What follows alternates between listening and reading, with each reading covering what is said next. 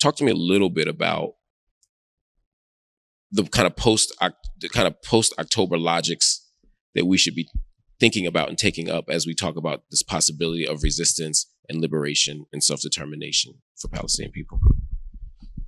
What October 7th has taught us is what plane hijackings have taught us, and what suicide bombings have taught us, and what all of these other things have taught us, is that the world is telling us time and time again that the only times we are going to put you on the screen, or we are going to listen to you or talk to you, is when you commit acts of violence.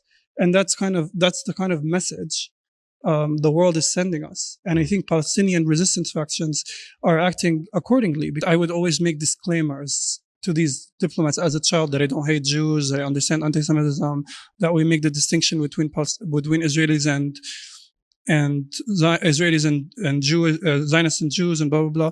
But that burden doesn't. It's not my responsibility, and I should not be in cross-examination. I should not be in the hot seat. They march under what they call a Jewish flag. They fight under the banner of what they call a Jewish army. They do everything in the name of Judaism, and they gloat about it. They say they're the only Jewish state in the world, they're the only Jewish army in the world, and yet we are asked to make the distinction.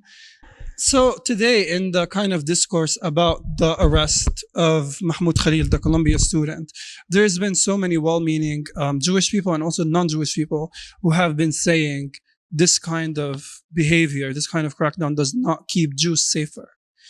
It's telling us that there is nothing more evil, or there is nothing more dangerous, or there is nothing more profane than anti-Semitism. And it makes it as this and it creates a hierarchy in which certain racisms are worse than others. I think it would be a bit problematic if churches had Confederate flags in them.